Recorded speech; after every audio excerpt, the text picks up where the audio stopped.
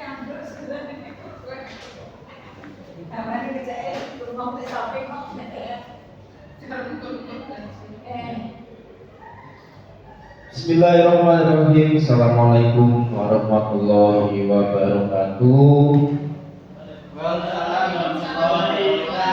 Baik, untuk kesempatan pada pagi hari ini saya mengucapkan terima kasih kepada Bapak Ibu guru yang sudah berkenan hadir di ruangan ini dalam kegiatan penyebaran pemahaman dan penerapan disiplin positif. Jadi perkenalkan saya dulu, Agus Riyadi nama saya, CKP angkatan 13 dari Kabupaten Kendal.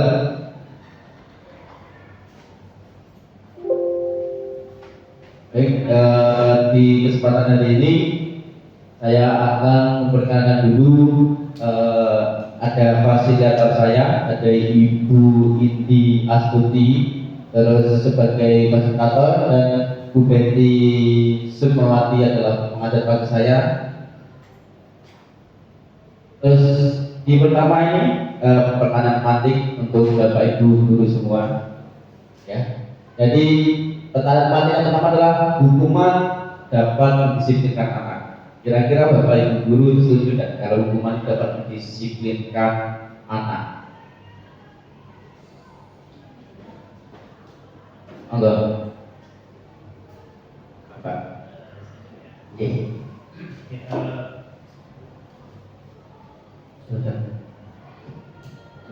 Perkenalkan, Bapak Agus, saya Dito untuk menjawab pertanyaan satu, hukuman dapat mendisiplinkan anak. Menurut saya, ya setuju. Setuju betul ya? Setuju. Ada tanggapan lain dari Bapak Ibu? Bu Sri Wahyuni, silakan. Assalamualaikum warahmatullahi wabarakatuh. Menurut saya, hukuman atau punishment itu dapat mendisiplinkan anak. Saya setuju sekali karena mungkin kita ngambilnya tidak yang punishment yang secara fisik atau apa, tapi kita ambilnya hukuman yang membuat anak untuk lebih belajar lagi dengan kesalahannya, untuk melakukan hal yang lebih baik dan lebih positif aja. Nanti jadi tinggal jenis punishmentnya seperti apa. Saya setuju sekali kita kasih punishment, tapi punishmentnya yang positif. Baik, terima kasih Bu Siwayuni Sik ya. Jadi hukuman dapat diberikan anak kata-kata Bapak Ibu setuju. Terus yang kedua adalah memberi hukuman dengan hal yang positif. Tadi yang diungkapkan oleh Bu Siwayuni Sik, berarti hukuman dengan hal yang positif ya. Terus memberi penghargaan dapat meningkatkan motivasi belajar anak. Kira-kira Bapak Ibu setuju tidak?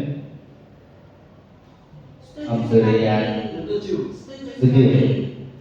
Berarti dengan memberikan penghargaan kepada anak, nanti anak lebih terpacu atau lebih termotivasi dalam belajarnya. Baik. Jadi ini nanti akan terjawab dalam slide-slide selanjutnya. Jadi topik disiplinasi pada kali ini adalah yang pertama disiplin positif dan nilai kebajikan universal. Terus yang selanjutnya teori motivasi, hukuman, penghargaan, dan restitusi. Yang ketiga adalah keyakinan kelas. Yang keempat adalah kebutuhan dasar manusia dan dunia berkualitas. Selanjutnya adalah 5 posisi kontrol. Terus yang terakhir adalah segitiga restitusi nanti. Yang terakhir.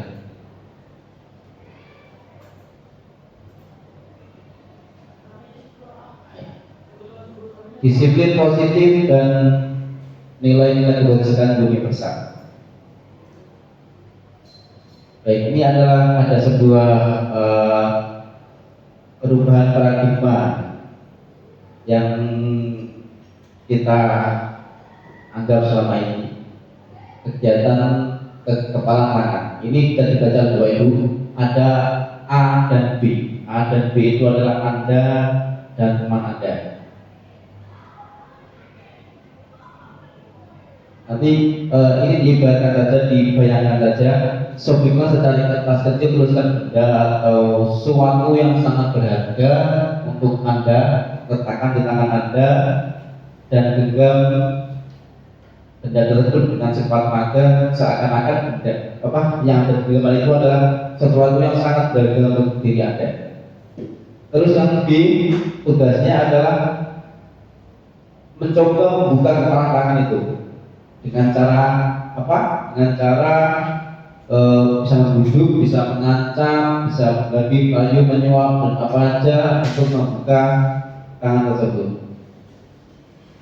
Terus nanti kira-kira apa yang terjadi, Bapak Ibu? Baik, Bapak Ibu, ada kayak membawa kira-kira apa yang terjadi? Terima kasih Pak Agus. Jadi jika saya melakukan sesuatu yang sangat berat, ini tentunya saya akan mempertahankan segenap hati. Wah, benar-benar ini buat saya berharga ini, jangan sampai dimiliki oleh orang lain. Nih, contohnya istri kan, istri itu kan benar-benar bagus ya. Oke, jadi jangan sampai istri saya direbut oleh orang lain, jangan sampai. Tidak boleh. Seperti itu tidak boleh Pak ya. Nah, seperti itu. Pokoknya kalau itu sesuatu yang berharga buat saya pertahankan sebuah tenaga. Begitu bagus. Terima kasih Bapak. Jadi intinya kan yang dapat mengontrol diri kita kan diri kita sendiri. Jadi orang lain sebenarnya tidak bisa mengontrol diri kita. Setuju betul Bapak? Kira-kira? Setuju.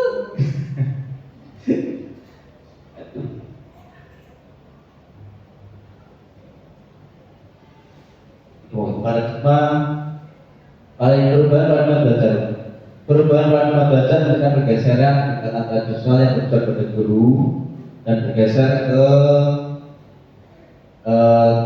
pendekatan yang berpusat pada murid yang bersifat lebih fleksibel, inklusif, dan belajar tersebut merupakan paradigma baru yang dirancang berdasarkan prinsip belajar berdiferensiasi, sehingga peserta didik dapat belajar sesuai dengan kebutuhan berdasarkan perkembangan sesuai dengan teori psikologi modern untuk mewujudkan profil pelajar Pancasila. Di perubahan paradigma teori kontrol dan teori pilihan, diskusi tentang makna dan kontrol ini berhubungan dengan tadi bahwa ada namanya ilusi guru mengontrol murid. Terus ilusi bahwa kritik dan membuat orang merasa bersalah dapat menguatkan karakter.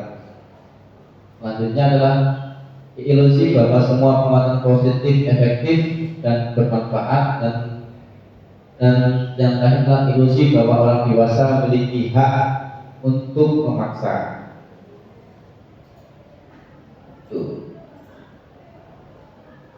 Perubahan paradigma stimulus respon dan teori kontrol. Ini adalah stimulus responnya. Ya. Kita mencoba mengubah orang lain agar berpandangan dengan kita, atau yang kita berusaha memahami pandangan orang lain tentang dunia kita. Terus perilaku buruk dilihat sebagai suatu kesalahan, atau semua perilaku itu memiliki tujuan. Yang ketiga adalah orang lain bisa mengontrol saya, atau hanya Anda yang bisa mengontrol diri saya. Saya bisa mengontrol orang lain, atau Anda tidak bisa mengontrol orang lain, dan pemaksaan Anda pada saat tujuan gagal, dan kolaborasi konsensus menciptakan pilihan-pilihan baru. Model berpikir menang atau kalah, atau model berpikir menang atau menang. Ini pilihan kita dalam menangani siswa, Bapak Ibu. Jadi kita mencoba mengubah orang agar berpandangan dengan sama dengan kita, atau kita memilih untuk kita berusaha memahami pandangan orang lain tentang dunia kita, atau tentang dunia mereka. Itu. Baik, disiplin positif ini teori kontrol atau teori dari Dr. William Glasser. Yang pertama adalah Anda tidak bisa mengontrol orang lain, hanya Anda yang bisa mengontrol diri Anda. Terus yang kedua adalah semua perilaku memiliki tujuan. Selanjutnya model berpikir menang dan memenang. Terus kolaborasi dan kondisi menciptakan pilihan-pilihan baru. Terus realita kebutuhan kita berbeda. Kita bisa mengambil pandangan orang lain tentang dunia. Setiap orang memiliki gambaran yang berbeda. Terus ada teori motivasi. Teori motivasi ada dua. Yang pertama adalah motivasi intrinsik. Ya, intrinsik itu yang pertama adalah ekstrisik, ya, dari luar atau dari orang lain. Terus yang kedua itu motivasi intrinsik atau yang dari dalam diri kita sendiri. Teori intrinsik itu adalah yang pertama ada nanti untuk menghindari hukuman. Jadi ada orang berbuat sesuatu itu hanya untuk menghindari hukuman. Terus yang kedua adalah untuk mendapatkan imbalan. Jadi ada hubungannya dengan tadi yang namanya tadi penghargaan dan motivasi. Motivasi siswa meningkat apabila ada penghargaan tadi, ya, di awal tadi. Itu untuk mendapatkan imbalan. Yang ketiga adalah teori untuk menghargai diri sendiri. Itu dari dalam diri kita. Metode motivasi intrinsik. Terus nanti kita akan juga membahas 5 posisi kontrol dulu. Yang pertama adalah sebagai penghukum, atau terus yang kedua adalah membuat rasa bersalah, yang ketiga adalah sebagai teman, terus yang keempat adalah sebagai pemantau, dan yang kelima adalah sebagai manajer. Nanti kita berada di mana kira-kira, sebagai penghukum atau sebagai pembuat rasa bersalah, atau sebagai teman, atau sebagai pemantau, atau sebagai manajer. Terus nanti akan juga dibahas tentang 5 kebutuhan dasar manusia. Yang pertama adalah untuk bertahan hidup. Terus yang kedua adalah kebutuhan tentang penguasaan. Yang ketiga adalah kebutuhan atas kasih sayang dan rasa terima. Terus yang selanjutnya nanti kebutuhan dasar manusia tentang kesenangan. Dan yang terakhir 5 kebutuhan dasar manusia sebagai kebebasan.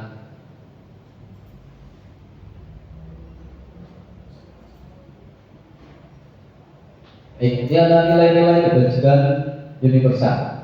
Nilai-nilai kebajikan universal adalah sifat-sifat positif manusia yang merupakan tujuan mulia yang dicapai secara individu. Nilai-nilai tersebut bersifat universal dan lintas bahasa. Jadi semua orang di dunia pasti mengetahui ini. Dan lintas bahasa, suku bangsa, agama maupun latar belakang. Setiap perilaku atau perbuatan memiliki tujuan dari Dr. William Glasser.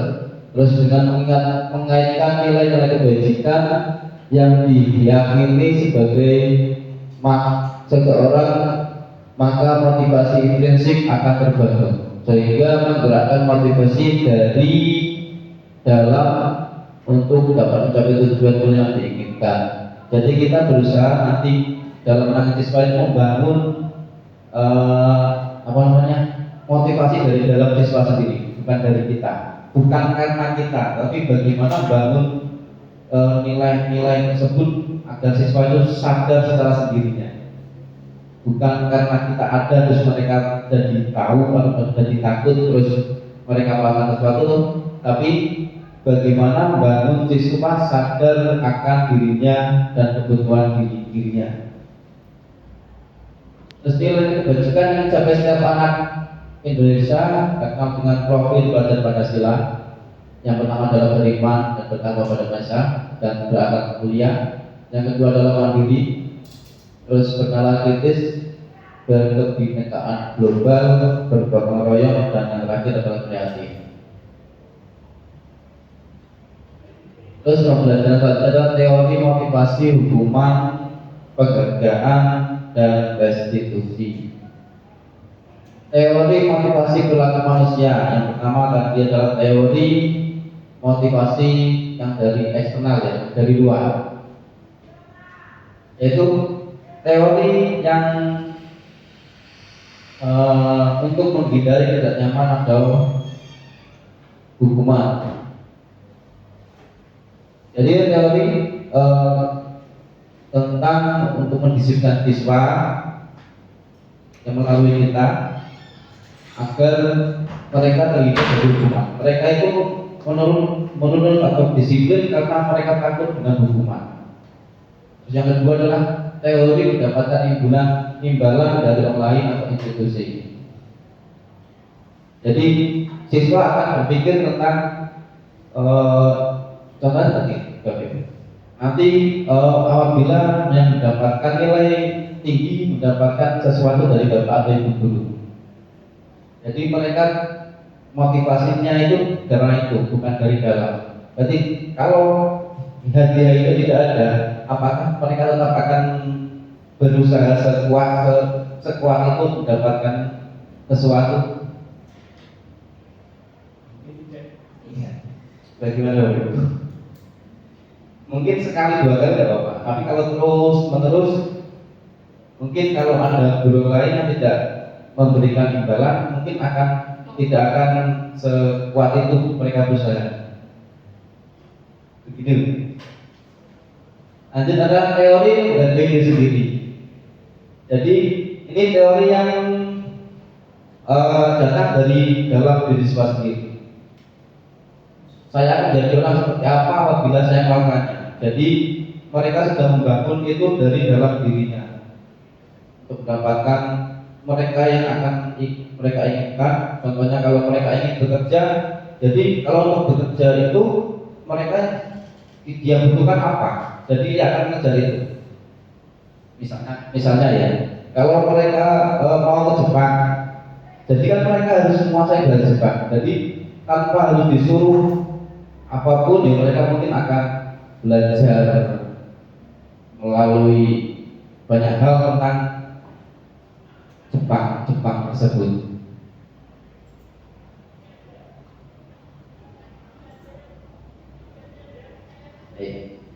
Terus yang kedua adalah dihukum oleh penghargaan. Bahwa penghargaan berlaku sama dengan hukuman. Dalam arti adalah meminta wujud seseorang melakukan sesuatu untuk memenuhi suatu tujuan tertentu dari orang yang meminta atau membujuk. Dorongannya eksternal dan akan ada faktor ketergantungan. Beberapa dampak dari pemberian penghargaan. Jadi ada nanti ketergantungan siswa apabila kita sering melakukan pemberian hadiah seperti itu. Ada nanti pengaruh jangka pendek dan pengaruh jangka panjang. Penghargaan menghukum, penghargaan mengurangi kecepatan, penghargaan tidak efektif, penghargaan merusak hubungan. Terus dihukum oleh penghargaan bukan kualitas.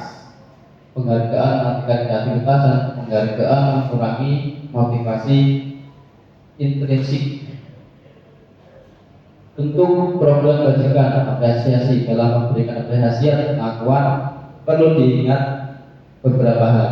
Beri pengakuan secara khusus, beri pengakuan secara pribadi, beri pengakuan pada semua murid bergantian secara konsisten ya. Terus fokus pada prosesnya. Ini adalah contoh pengakuan atau apresiasi kebajikan. Kemarin saya melihat ya nilai kebajikan nanti rasa empati yang besar. Terus situasinya pada saat apa? Contohnya pada saat menolong murid baru di kelas kita.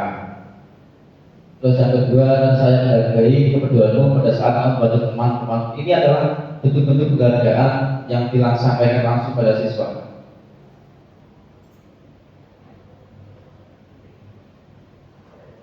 Baik ini Bu, tugas perbedaan guru, hukuman dan konsekuensi.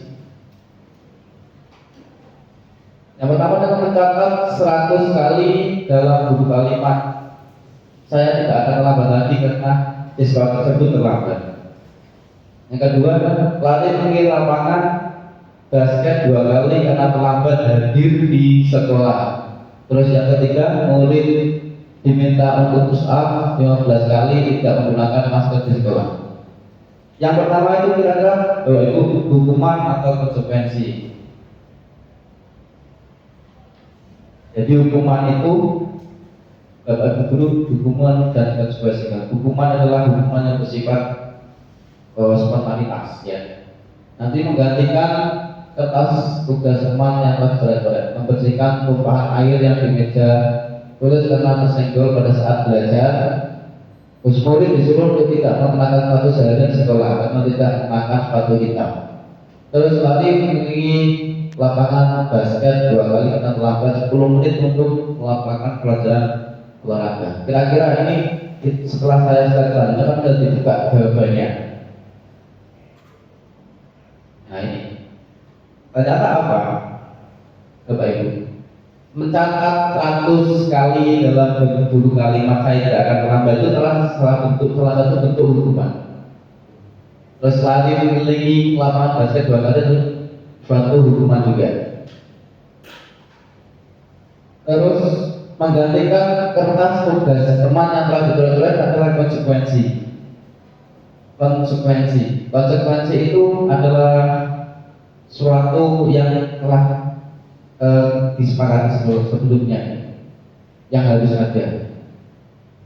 Kalau hukuman bersifat kondisional dan terserah biasanya dilakukan oleh Bapak Ibu guru ini.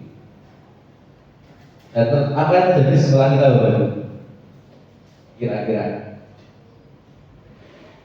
banyak kejadian-kejadian hukuman. Bahkan saya sendiri ternyata telah melakukan banyak hukuman Bapak Ibu. Anak-anak itu pada pelajaran saya ya kalau telah kumpul di beberapa menit ya saya suruh push up tetap itu. Ternyata setelah saya baca ini ternyata saya telah melakukan hukuman tanpa saya sadari.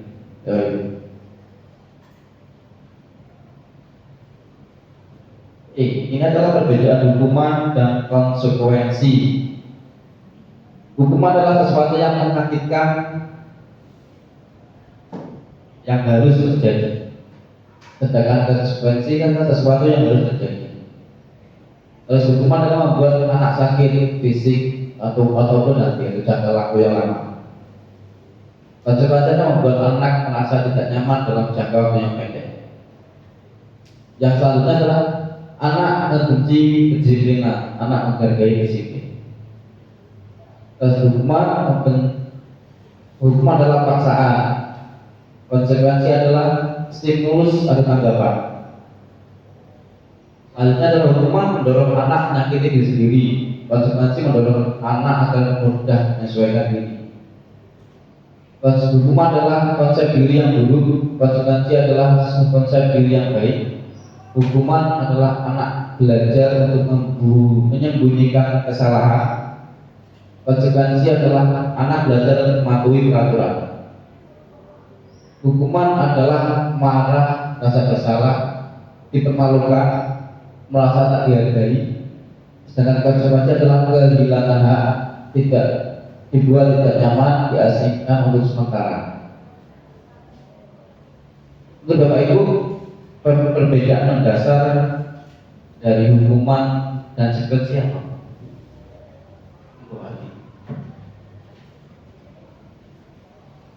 Bagus. Ini yang mungkin perlu dipahami oleh semua orang ini seberapa sih antara hukuman dan konsekuensi. Karena kalau saya lihat di sekolah kita ini cenderung anak-anak itu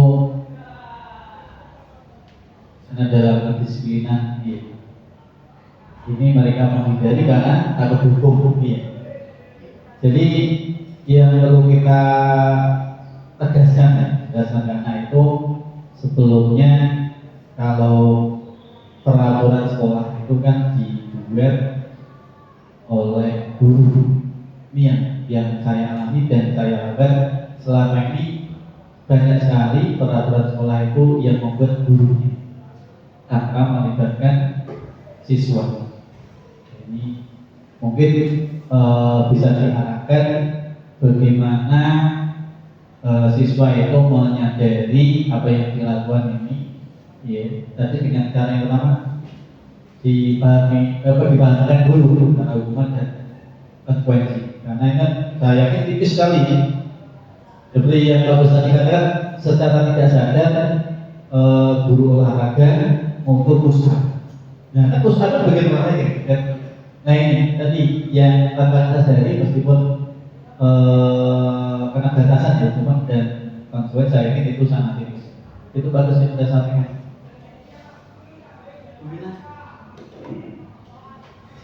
Baik, terima kasih Pak Wardi ya. Jadi sebenarnya itu hukuman dan konsekuensi memang sangat tipis. Bedanya adalah kalau konsekuensi itu mereka sudah tahu apa yang harus mereka lakukan setelah mereka lakukan sesuatu. Intinya berarti ada kesepakatan khusus antara si pembuat peraturan dan si penerima peraturan. Kalau di sekolah-sekolah pada umumnya ya, kan sekolah peraturan sudah ada sebelum mereka datang.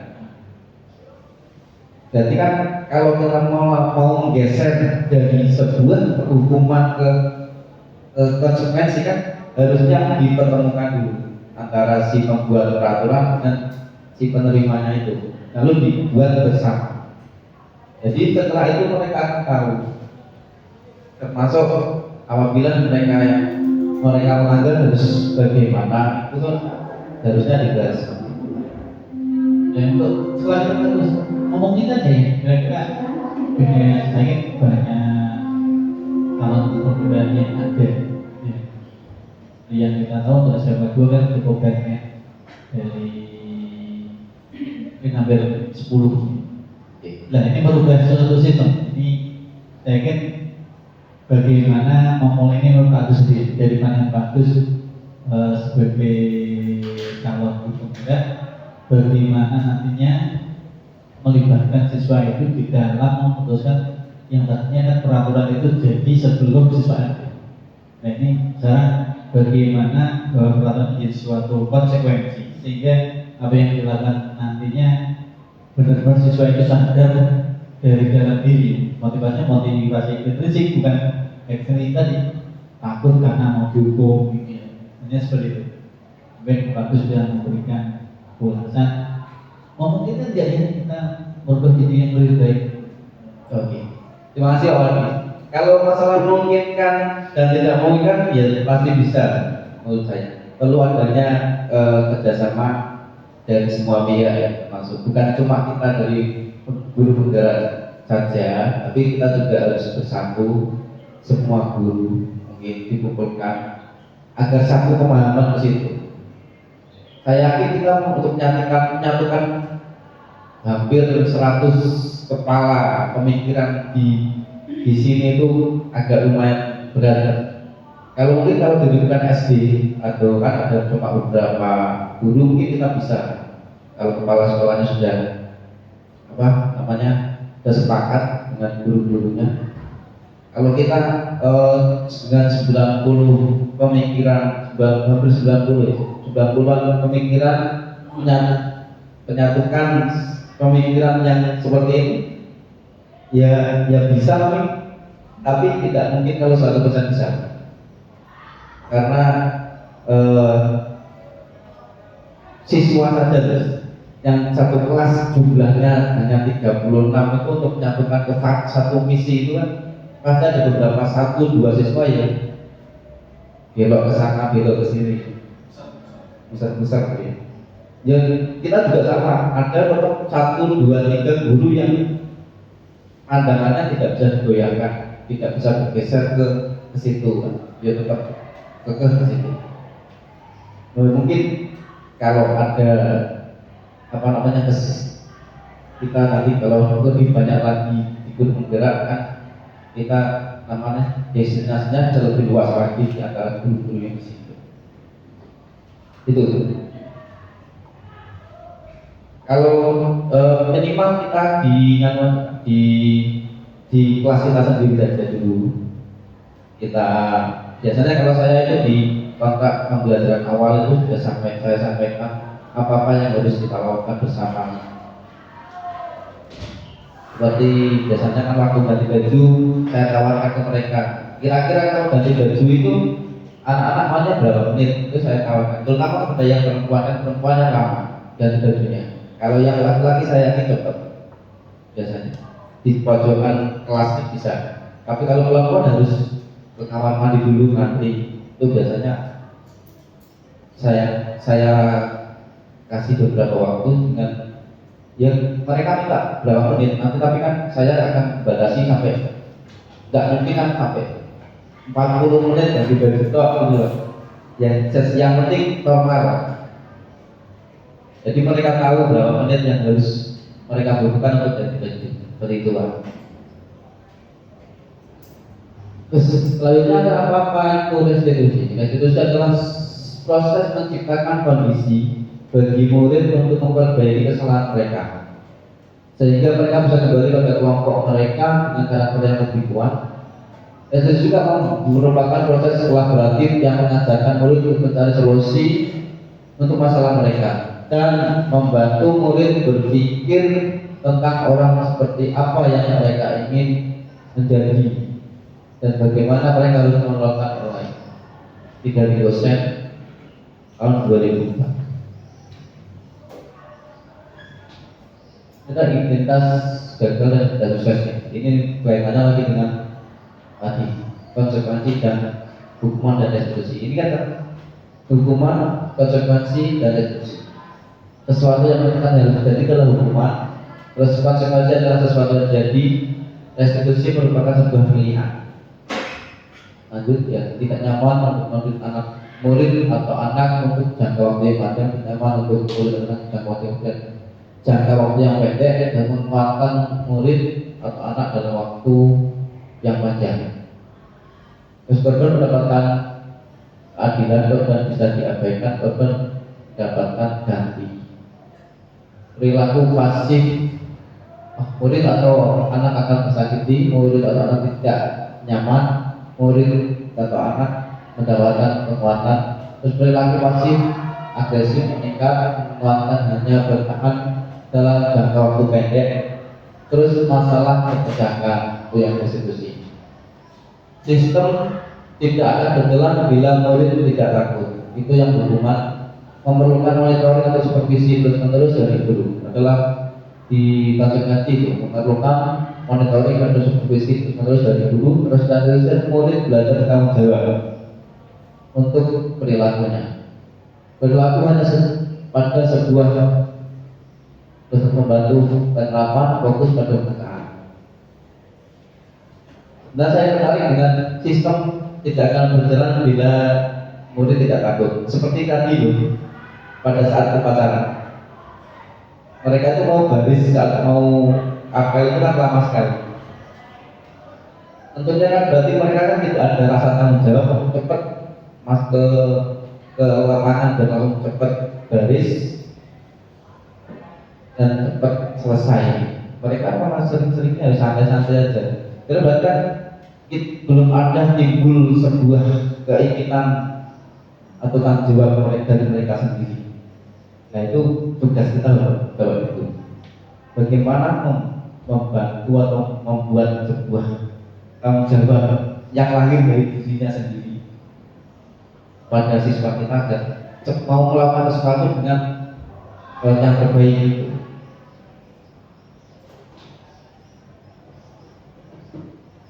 9 ciri restitusi. Yang pertama adalah bukan menebus kesalahan, namun belajar dari kesalahan. Yang kedua adalah melakukan bagi hukuman. Yang ketiga adalah tawaran, bukan paksaan. Yang keempat adalah restitusi menuntut untuk melihat ke dalam diri. Yang kelima, restitusi mencari kebutuhan dasar yang mendasari tindakan. Yang keenam adalah restitusi diri adalah cara yang paling baik. Yang ketujuh adalah fokus pada karakter bukan tindakan. Restitusi fokus pada solusi dan restitusi kembalikan murid yang berbuat salah pada kelompoknya. Yang ketiga adalah keyakinan kelas. Terus pertanyaan seperti itu, mengapa tidak peraturan saja? Mengapa harus keyakinan kelas? Ini seperti kita saat berkendara, mengapa kita memiliki peraturan harus menggunakan helm bila dari kendaraan roda 2? Mengapa kita memiliki peraturan 3M menggunakan masker mencuci tangan ini saat pandemi dan PSBB? Terus mengapa kita memiliki peraturan harus datang tepat waktu pada saat pelatihan? Ini yang paling gampang adalah yang pertama ini. Mengapa kita memiliki peraturan harus menggunakan helm bila dari kendaraan roda 2? Ini kan kaitannya dengan kesadaran diri kita tentang keselamatan kita. Bagaimana kita dalam bertindak supaya kita mencapai keselamatan diri kita. Kita bisa mempunyai tanggung jawab dan diri kita sendiri melalui intrinsik kita. Itu timbul dari kita, bukan karena ada Pak Polisi yang mau menilang kita di jalan itu kita baru mau pakai helm.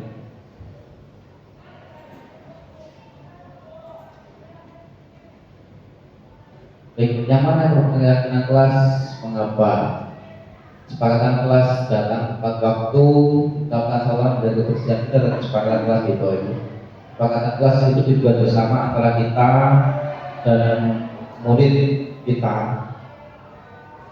Kalau di SMK, SMA, berarti kan di kontrak awal pembelajaran kita yang kita sepakati dengan siswa-siswa kita di kelas tersebut.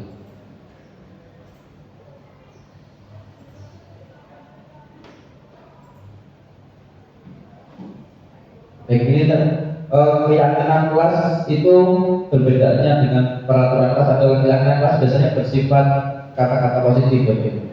Tidak ada kata dilarang, tidak ada kata tidak boleh, berarti adanya adalah sifat-sifat yang bersifat positif. Contohnya di sekolah 15 sebelum pembelajaran dimulai dengan menghormati orang lain, berkomitmen seperti itu.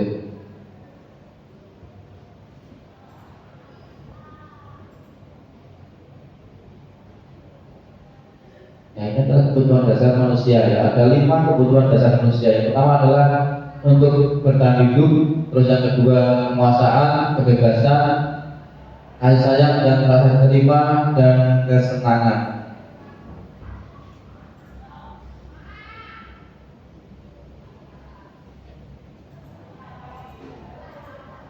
Yang ketiga selanjutnya adalah 5 posisi kontrol kita, Bapak Ibu.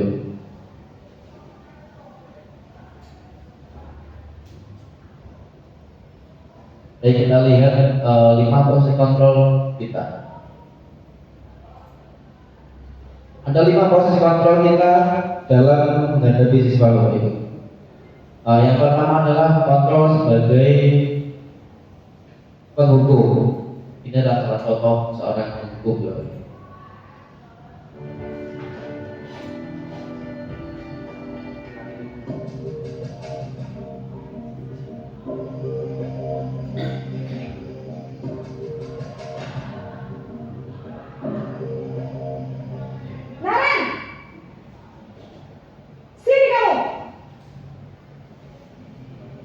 Selamat pagi, Bu. Selalu terlambat. Kamu deh, pasti terlambat. Maaf, Bu. Saya Apa? Apa coba? Alasan kamu apa lagi? Kapan sih kamu tidak terlambat? Malas sekali ya kamu jadi anak. saya Dasar pemalas. Gak kapok-kapok sih kamu. Sudah berapa kali terlambat? Sana, kamu keliling lapangan basket 2 kali. kenapa saya harus keliling lapangan basket, Bu? Kenapa? Kamu melawan ibu. Berani-beraninya jawab. Sudah terlambat, masih berani jawab pula. Sekarang, keliling lapangan basket 5 kali sekalian. Biar kapok. Cepat. Pergi sana ke lapangan basket. Baik Bapak Ibu, dari tayangan video tersebut ya Bapak Ibu adalah kontrol pertama. Guru adalah sebagai penghukum. Bagaimana tanggapan Ibu melalui posisi kontrol yang pertama ini dari video tersebut Bapak Ibu? Kira-kira di sekolah kita ada nggak orang yang seperti itu? Kira-kira Bapak Ibu? Enggak Bu.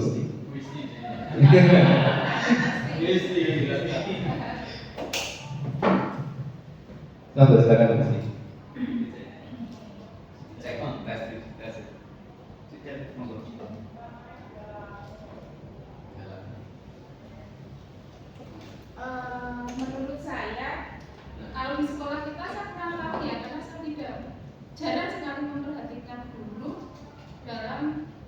Cek. anak ya dalam kalau di sekolah zaman laki saya kan dulu apa ya di sini juga masih baru sekitar 1 tahun dan saya jarang sekali memang memperhatikan bapak ibu guru dalam menangani kasus-kasus anak karena di tahun kemarin juga saya tidak masuk ke SDP 2K. Tapi kalau berdasarkan dari video yang ditampilkan di situ saya kira kok kurang pas ya karena di sini guru tidak mau atau tidak berusaha menggali kenapa sih anak ini terlambat. Nah, seharusnya kan dia sebagai seorang guru itu harus tahu kondisinya kenapa sih dia terlambat. Apakah terlambat ada kemacetan di jalan atau terlambat karena memang harus membantu orang tuanya terlebih dahulu atau kemungkinan dia di rumah sendiri tidak ada yang membangunkan karena zaman sekarang itu orang tua itu fokusnya mencari uang. Bagaimana anak itu bisa makan, bagaimana anak itu bisa kebutuhannya terpenuhi tanpa orang tua tanpa memperhatikan perkembangan anak di rumah seperti apa. Jadi sebenarnya dari kita sendiri sebagai guru itu kadang mempunyai permasalahan yang konkret di saat kita menghadapi permasalahan kasus-kasus anak. Sebenarnya mereka tidak 100% kemungkinan tidak 100% salah, tetapi juga di sini ada beberapa anak yang memang keadaannya memang anak itu memang dari lahir itu harus dicetak lomo Pak. Ada yang seperti itu. Karena kemungkinan karakter itu terbentuk kemungkinan dari lingkungan, kemungkinan dari faktor-faktor yang lain yang kadang kami sebagai guru itu juga merasa kewalahan. Kita di sini sangat lemah lembut, berusaha sabar, tapi karena kehidupan mereka di luar lebih keras, kadang pengaruh itu lebih kuat. Jadi kalau di situ memang ditampilkan langsung disuruh lari, tanpa harus mengetahui, tanpa harus bertanya kenapa anak ini kok seperti ini, gitu. Kenapa kok dia terlambat? Kasusnya ada. Mungkin dari saya. Baik, terima kasih Bu Iti. Adakah pandangan lain Bapak Ibu? Monggo Bu BK. Bu Anis dari BK ini biasa sering melakukan hal seperti itu. Kalau dibilang BK sering melakukan seperti ini saya tidak setuju Pak. Bukan melatih, sering menangani siswa. Kalau sering menangani siswa memang itu tugas Iya. BK menangani siswa. Tapi kalau untuk di video ini kan kasusnya kan siswa terlambat. Sementara kalau di sekolah kita alhamdulillah sudah ada SPP 2K, meskipun di dalamnya ada beberapa guru BK juga, saya termasuk di dalamnya. Untuk menangani siswa, saya lihat beberapa guru yang menangani siswa di depan, alhamdulillah tidak se-ekstrim yang di video. Karena di video ini saya rasa tidak pantas dilakukan, karena kita itu dengan siswa itu harusnya menjadi memiliki hubungan yang positif. Kalau seperti di video kan bukan seperti guru dan siswa, seperti polisi dan penjahat gitu. Tapi kalau di sini saya melihat alhamdulillah gurunya tidak se-ekstrim itu. Sekalipun ada beberapa pertanyaan yang mungkin hampir mirip yang ditanyakan kepada siswanya seperti ya kenapa terlambat gitu. Itu pertanyaan seperti itu mungkin tadi juga ada cuplikannya kamu lagi. Nah itu kan juga sebenarnya tidak baik ya. Tapi mungkin beberapa guru di sini masih ada yang menanyakan kemarin sudah terlambat loh ya. Nah itu sebenarnya masih persamaan, kata-katanya masih sama, tapi saya rasa itu lebih halus dan membuat siswa berpikir lebih ke depan lebih baik lagi daripada dijudge kamu lagi. Kalau begitu anak akan menghindari guru tersebut, bukan menghindari kesalahannya. Tapi jika ditanya baik-baik kenapa terlambat hari ini padahal kemarin sudah terlambat, nah anak di kemudian hari akan berpikir bagaimana caranya besok atau hari ini saya tidak terlambat lagi. Mungkin seperti itu Pak. Terima kasih. Terima kasih Bu Nisa ya. Alhamdulillah dari di sekolah kita tidak ada guru yang sejahat ini loh, sejahat ini. Jadi minimal ditanyai dulu pelan-pelan. Harusnya kan tidak seperti itu. Lebih halus lagi ya. Mungkin kata-katanya sama, kalau kita menyampaikan dengan intonasi yang berbeda, itu akan terdengarnya juga beda. Ya, bunyinya. Ya, kalau menyampaikan dengan membentak dengan kenapa kamu terlambat? Seperti itu. Kenapa kamu terlambat? Itu kan beda. Beda. Ya, intonasi atau penekanan katanya. Ya, kalau intonasinya kayak marah itu kan anak traumanya aja. Tapi kalau kenapa mbak terlambat? Seperti itu kan kayak tanya. Ini kan menanggapi di videonya ya Pak. Iya, tapi videonya. Videonya itu kan kasusnya hanya terlambat. Iya. Sedangkan siswa kita itu kasusnya kan hanya terlambat kok. Banyak sekali kasusnya lebih berat dari terlambat, kemungkinan banyak. Kalau kita hanya semuanya hanya untuk, maksudnya kalau semua kasus kok harus kita harus apa itu lemah lembut, malah kita sendiri akan dihindari oleh Tuhan. Jadi kita akan bersikap sesuai dengan kasus yang ada. Betul. Ya, terima kasih Bu ya. Kita tonton lagi, ada beberapa lagi videonya. Kasusnya sama terlambat semua, tapi beberapa tanggapannya berbeda. Ini adalah kontrol yang kedua, kontrol membuat bersalah.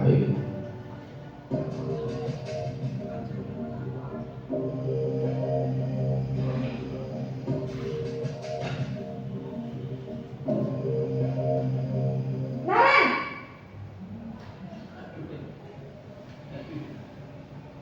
Selamat pagi Bu. Naren, kamu kenapa terlambat lagi, nak? Ya Tuhan, Naren, kamu senang ya bikin ibu susah ya? Kalau kamu terlambat lagi, nanti ibu yang ditegur bapak kepala sekolah, nak. Disangka ibu tidak bisa membina kamu. Duh, gimana ini? Maaf Bu. Duh, Gusti Naren, kamu suka ya kalau ibu ditegur bapak kepala sekolah? Terus, sekarang ibu harus tulis apa ini di buku absen? Ini kamu sudah sering terlambat loh. Ibu harus apa coba? Maaf Bu. Maaf sekali. Ya sudah, lain kali jangan bikin ibu susah lagi ya nak ya. Ibu tidak akan kuat lagi kalau kamu begini terus. Bisa jantungan kalau ibu tegur bapak kepala sekolah. Sana cepat ke kelas. Maaf ya Bu. Maaf sekali. Baik, di situasi yang kedua itu gurunya lebih harus lagi memang. Iya, mainnya di intonasi. Tapi itu malah semakin membuat anak semakin merasa bersalahnya tinggi lagi. Karena ada bagaimana itu kata-katanya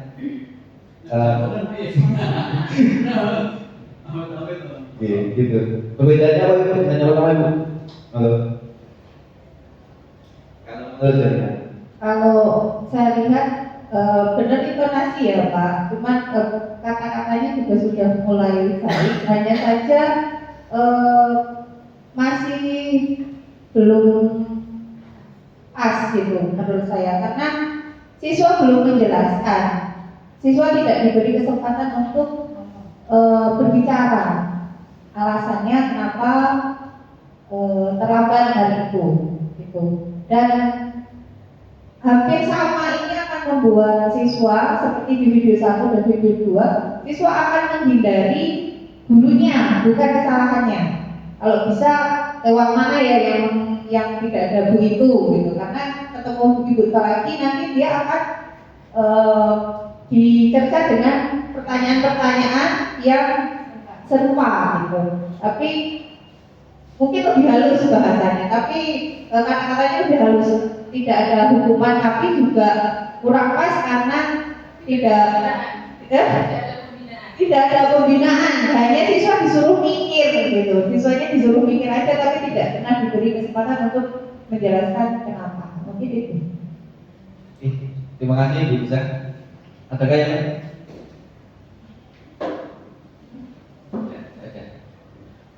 Setelah itu lanjut di video yang ketiga. Oh ini, jadi membuat rasa bersalah itu Anda masih sedikit lembut, atau menggunakan dengan buat orang lain tidak nyaman dan rasa bersalahnya lebih tinggi dan rendah diri. Jadi kita masuk ke video yang ketiga. Sinaran yang terlambat.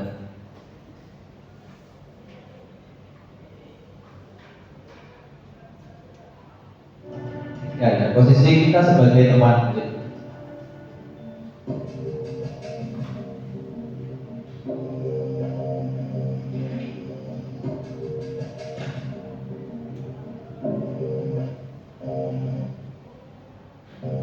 Naren,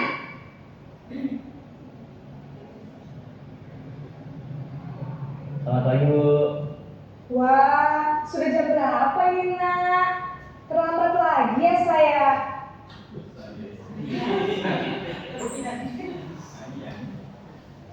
Ah, Iya Bu, Abi. Kita sih mau Indonesia yang beda. Ya, tanda dia sayang. Muridnya tambah cepat nih. Ibu saya lupa bangunkan saya Bu.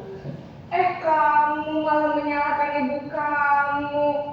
Kamu bukannya anak yang larinya paling kencang. Kok terlambat sih? Jadi udah bisa terlambat. Sangat ini bisa. Iya Bu, Caranya saya memang terlambat bangun tadi. Jadi biarpun saya lari kencang, tetap gak kekejar Bu. Ya sudah sana. Nanti lain kali larinya lebih kencang lagi ya. Biar gak terlambat lagi. Bikin seneng ibu. Demi ibu. Bisa kan?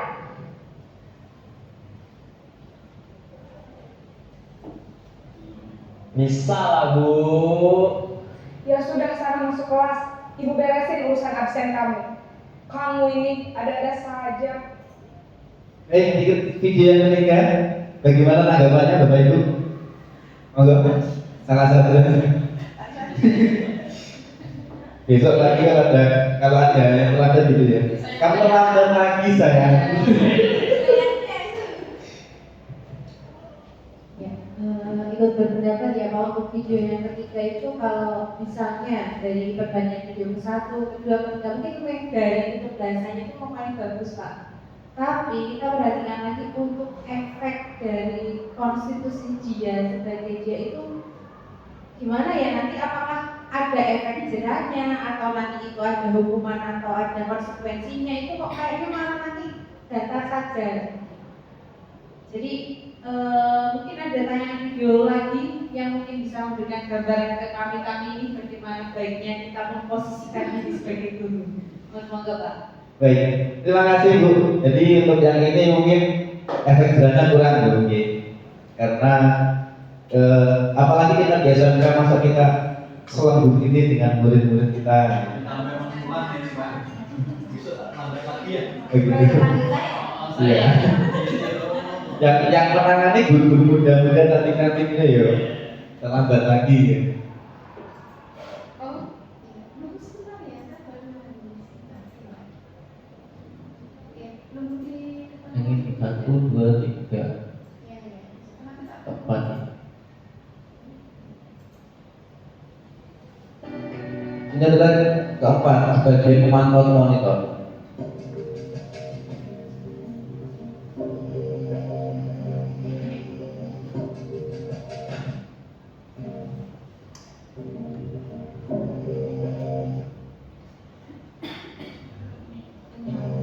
Naren!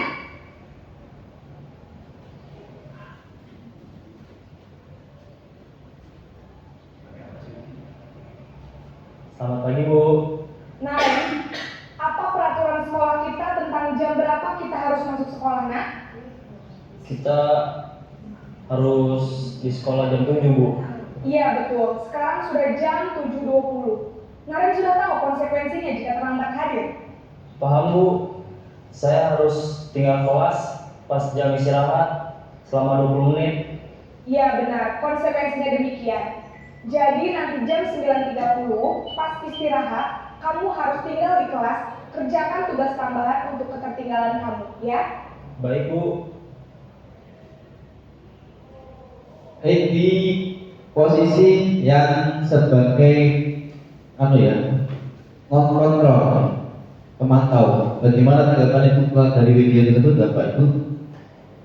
Monggo Bapak Ibu, siapa salah satu saja, Bapak? Sudah ada konsekuensinya itu Pak. Cuma kita masih menunggu video berikutnya. Ya. Mungkin ada yang lebih sempurna. Kalau ini sudah ada konsekuensinya. Oke, sudah lebih mengerucut lagi, kalau lebih baik lagi.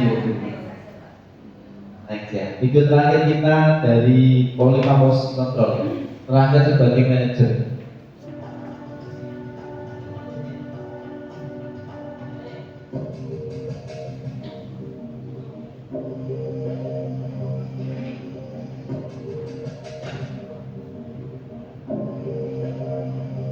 Naren,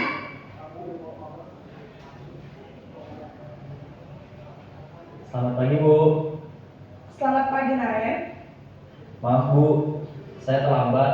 Iya, sekolah masuknya jam 7, sekarang sudah jam 7.20. Jadi sekarang bagaimana ini Naren? Maaf Bu, saya lupa setel alarm saya semalam. Baiklah, menurut kamu, keyakinan sekolah yang mana yang perlu kamu tingkatkan? Menghargai diri sendiri dan orang lain mungkin ya Bu. Setuju. Jadi, apakah Naren meyakini prinsip saling menghormati tersebut? Iya Bu, saya meyakininya. Apakah Naren bersedia memperbaiki masalah keterlambatan ini? Bersedia Bu. Bagaimana kamu akan perbaiki masalah keterlambatan ini? Saya akan coba untuk tidak lupa menyetel alarm saya Bu. Baik, kalau Naren lupa menyetel alarm di rumah, ada orang yang kira-kira bisa bantu mengingatkan tidak? Ada Bu, kata saya, Kak Emma. Ada lagi selain Kak Emma? Selain Kak Emma, ada ibu saya. Baik, jadi yang mengingatkan Naren adalah Kak Emma dan ibu kamu ya? Kira-kira akan mulai setel alarm kapan nih Naren? Setelah pulang sekolah, akan segera saya lakukan. Baik, jadi Naren akan setel alarm untuk bangun besok pagi dan akan diingatkan oleh kakak dan ibunda Naren ya. Ada lagi yang mungkin perlu dilakukan Naren agar tidak terlambat bangun lagi. Tidak ada Bu. Baik Naren, terima kasih untuk kerjasama kamu. Sekarang kamu perlu kembali ke kelas untuk belajar. Baik Bu, terima kasih. Baik Bapak Ibu, dari kelima video tersebut, dari video terakhir, bagaimana tanggapannya Bapak Ibu? Saya suka video yang terakhir. Lebih baik. Oke. Setidaknya di situ ada solusi untuk masalah keterlambatan siswa. Ya, jadi siswa pun tidak merasa terbebani dengan kesalahannya, tapi dia tahu solusinya saya harus apa biar tidak mengulangi lagi. Jadi di situ sudah dijelaskan.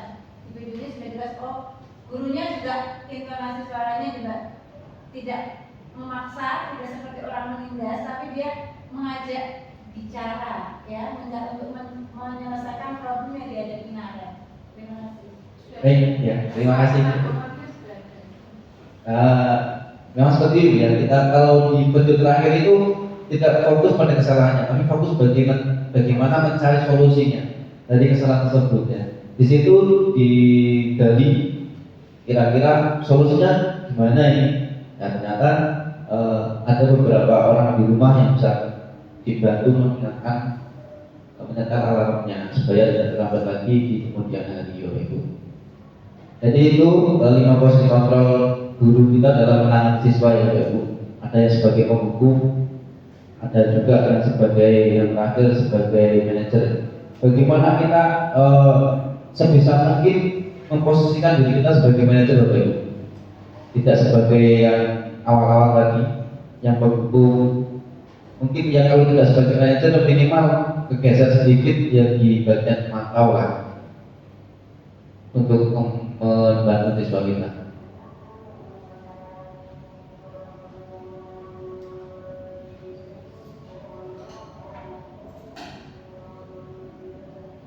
Itu tadi yang sesuai dengan memang proses dulu itu.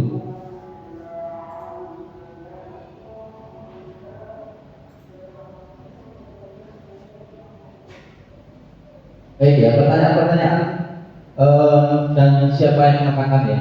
Saya kecewa sekali dengan kamu. Itu adalah tipe-tipe yang kedua dari kamu. Yang ada pada kakak saya kecewa sekali dengan kamu. Itu tipe yang kedua. Terus berbagi membuat bersalah itu. Terus kamu tidak pernah benar melakukannya. Itu adalah sebagai pembentuk itu yang tipe yang pertama. Yang ketiga, ayolah lakukan ini buat bapak itu sebagai teman. Terus apakah kamu mau mendapatkan sertifikat bintang hari ini adalah sebagai pemantau. Terus bagaimana kamu bisa menyelesaikan masalah ini? Nah itu sudah itu bagaimana ditanya, bagaimana cara menyelesaikan masalahnya. Terus kamu selalu yang paling terakhir itu adalah sebagai penghukum.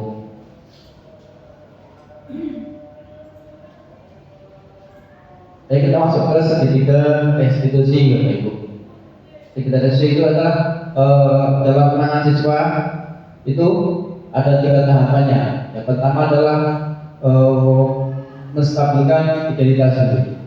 Setelah selesai mendapatkan stabilkan identitas, lanjut ke validasi kebutuhan atau validasi kesalahannya. Terus yang ketiga adalah menanyakan keyakinan.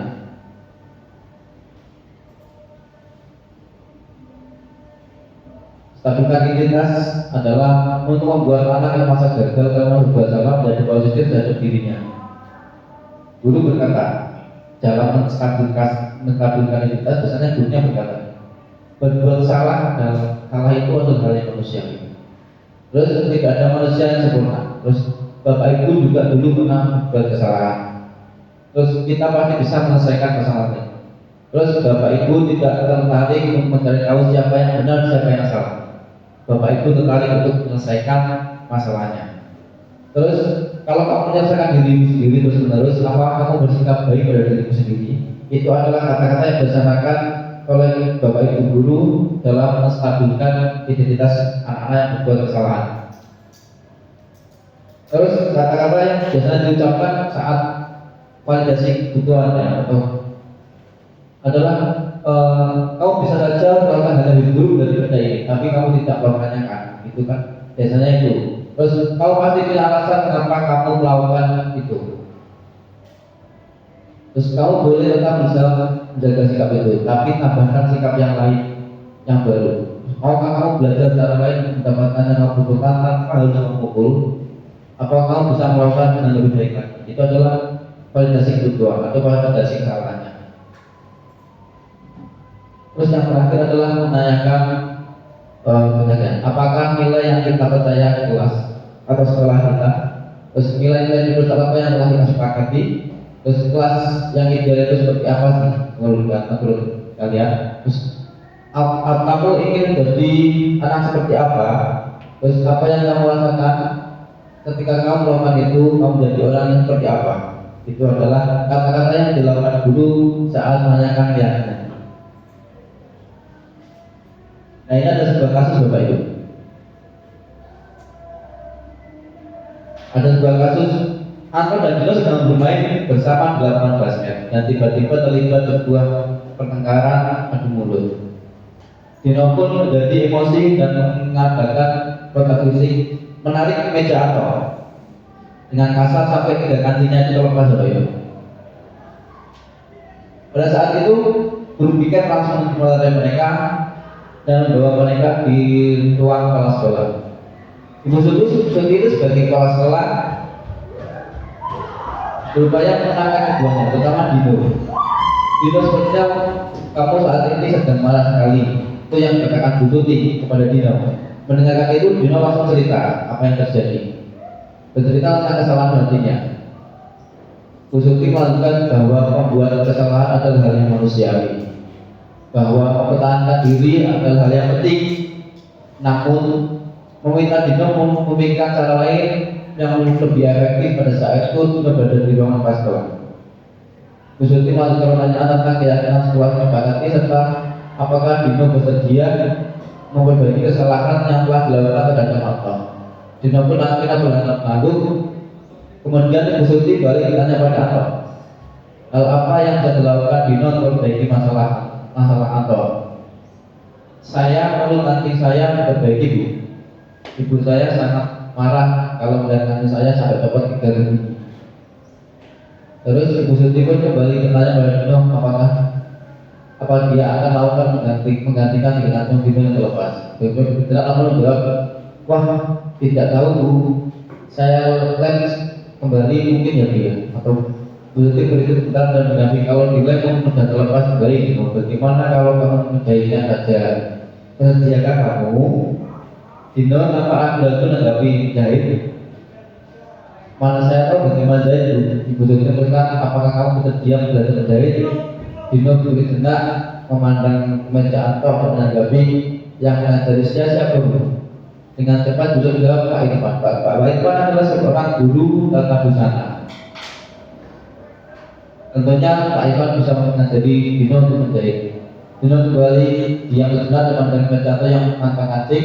Akhirnya Dino mengangguk tanda menyetujui dan sepanjang siang Dino belajar menjahit dan memperbaiki meja Anto. Terakhir kali terlihat kedua anak tersebut dan pulang itu sudah mencenawan dan sebagai gurau dari. Jadi pertanyaannya ada Ibu, posisi kontrol apa yang telah disepakati dipraktikkan oleh Ibu Suti sebagai kepala sekolah? Itu adalah pertanyaannya. Hal apa saja yang dilakukan sehingga Anda berjumlah demikian? Kira-kira Bu Suti sebagai kepala sekolah itu mempraktikkan posisi kontrol yang apa nanti di antara 5 itu, atau sebagai penghukum, sebagai pembuat rasa bersalah, sebagai teman, sebagai pemantau, atau terakhir sebagai manajer? Bagaimana menurut Bapak Ibu?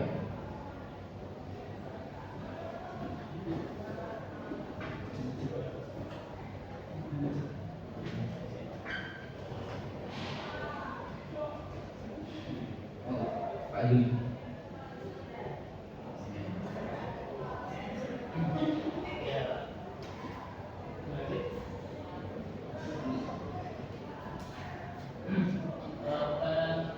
Ibu Suti dalam kasus di atas, menurut saya itu adalah sebagai manajer. Iya. Jadi Ibu Siti sebagai kepala sekolah melakukan sebagai manajer. Terus yang menunjukkan Ibu Siti sebagai manajer itu apa? Kira-kira hal-hal apa saja yang dilakukan sehingga Anda berkesimpulan demikian? Kira-kira apa, Ibu?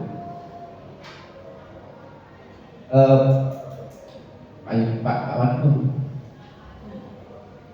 Ya, yang pertama kan tadi dalam restitusi itu Ibu Suti telah melakukan ketiga hal tersebut. Yang pertama adalah menstabilkan identitas, Bapak Ibu.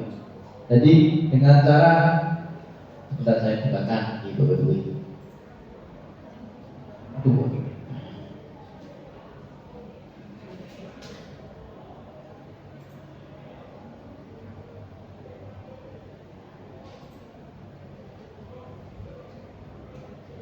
Asus 4. Ibu Suti ya, bagaimana hal yang dilakukan Bu Suti adalah menstabilkan identitas yang pertama tadi. Dengan menanyakan perasaan pada diri pada saat itu. Bu Suti kan bertanya pada diri perasaannya, maka perlahan diri itu adalah hal yang bagus, tapi kan harus menambahkan hal-hal yang lain. Terus yang kedua yang adalah pada tindakan kesalahan.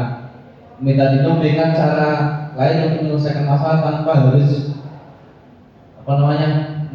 menarik gantinya si artinya itu lagi. Terus yang ketiga adalah menanyakan keyakinan. Bertanya tentang keyakinan setelah yang telah disepakati.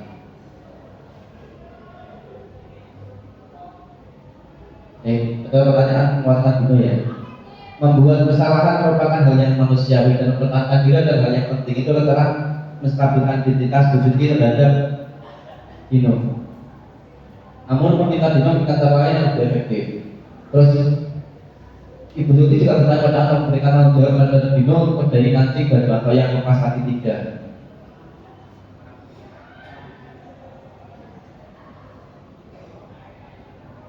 Jadi ini gue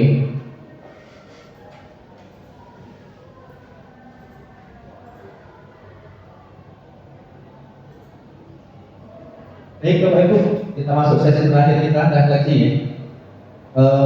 Saya minta tanggapan Bapak Ibu dari pertanyaan-pertanyaan tersebut ya. Hal apa yang mengubah paradigma saya yang saya dapatkan, perasaan yang muncul selama ikut sesi ini, terus pengen seperti apa dari guru setelah mengikuti sesi ini, terus tak menjadi aman seperti apa setelah mengikuti modul ini. Salah satu saja, Pak Wadi. Mangga Pak. Masih dari yang Pak Gus paparkan ini luar biasa. Ini hendaknya kita mendapatkan sebuah pandangan dari paradigma bagaimana seorang guru ini menangani masalah yang dialami oleh siswa. Kalau biasanya zaman saya itu kalau siswa salah tadi seperti yang minggu pertama mesti bertak. Itu zaman saya seperti itu. Tapi dengan perubahan yang terjadi ini, ternyata yang dilakukan pada zaman saya itu tidak lagi relevan dengan zaman sekarang. Sehingga guru harus banyak belajar bagaimana memposisikan diri sebagai seorang manajer. Jadi ini guru bisa mengontrol secara emosi ya, jadi dari mensatukan identitas, terus membuat rasa bersalah dan memberikan solusi dari apa yang dalam siswa, sehingga siswa itu nantinya merasa apa yang dilakukan, ya, kesalahan yang dilakukan itu bisa diubah dari dalam diri, ya. Jadi bukan karena paksaan, karena peraturan, tetapi muncul dari motivasi diri siswa itu. Dan yang terakhir, harapannya kalau saya sebagai seorang guru berusaha untuk memposisikan sebagai seorang manajer, ya, sehingga siswa itu pada saat ada masalah tidak lagi canggung, ya, untuk menyelesaikan. Terima kasih Pak Gus. Baik, terima kasih Pak Wadi atas tanggapan dan refleksinya untuk kegiatan pada siang hari ini. Saya tutup acara pada siang hari ini. Apabila ada salah kata dari saya mohon maaf. Terima kasih Bapak Ibu. Assalamualaikum warahmatullahi wabarakatuh.